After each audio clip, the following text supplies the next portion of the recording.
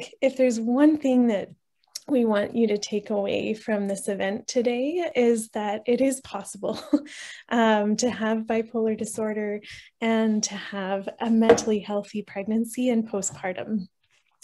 And there are lots of different ways that you can do that. And, you know, as you've heard from Carrie, that it is even possible to do that without medication if that's what's right for you.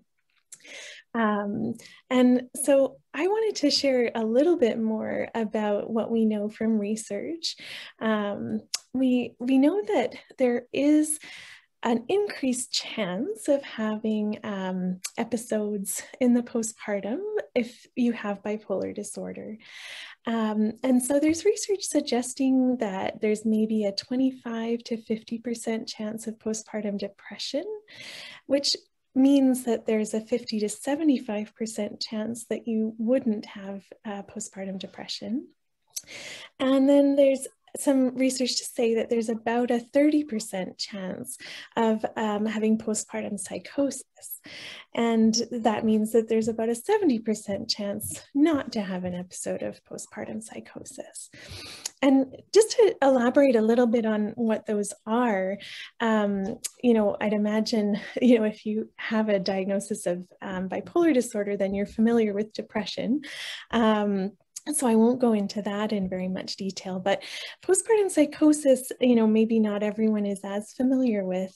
And it's quite rare in the general population, like more common for people with bipolar disorder, particularly for bipolar 1 disorder. So if you have had an experience of psychosis before, then it's a higher chance to have it after pregnancy.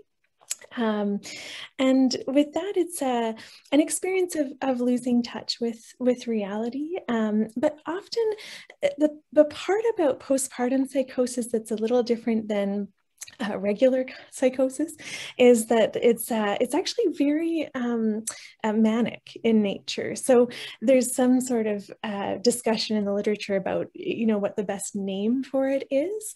And so it's often that actually can frequently be a person's first experience of mania is in the postpartum after giving birth. So I wanted to tell you a little bit more about some of the tools that we know that can be really helpful and protective for mental health. And the way that we talk about that in genetic counseling, which is also related to that, you know, what is the chance of having an episode? That's connected to what we know about the causes of bipolar disorder. And so what we know about the causes of bipolar disorder is that everybody has some vulnerability, some genetic vulnerability to having bipolar disorder. And not everyone realizes that, but it's really, all of us have that genetic vulnerability. It's just a different amount that different people have. And what we talk about in genetic counseling is a mental illness jar. And so in the jar, there's some genetic risk factors that we talk about as having little balls that are genetic factors that are in the bottom, and everyone has a different amount that's filling up the jar to different amounts. And then over the course of our lives, we have stressful life experiences. And those are added into our jars, and they're little triangles that are adding up to getting to that full jar. And it's, if you get to a place of having a full jar, then you have an episode of a mental illness. And if it's an episode of mania, then that triggers a diagnosis of bipolar disorder or hypomania.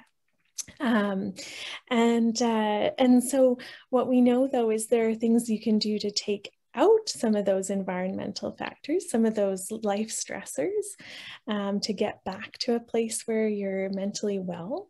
And there's also things that we can do to add protection to our mental health. So you can add rings on top of the jar to make the jar taller, so that it would take more stress before you're actually experiencing an episode. And so some of the things for trying to take those factors out of our jars can be anything that reduces stress in your life. So, taking a little bit of a break from work, developing more coping strategies. So cognitive behavioral therapy or other kinds of talk therapies can help with that. There's other things that can reduce stress in your life, like perhaps addressing some relationships that are unhealthy for you. Like really, it looks different for everyone. And then protective factors that we know about include things like making sure to pay attention to our sleep, and having really good nutrition, exercise, and social support is really helpful. And for some people, medication is an important part of that picture too. It can make it easier to take out stressful things from your jar, so it can kind of help in that process. And then maybe later down the line, you don't need them anymore. But for other people, maybe it's an important part of preventing future episodes as well.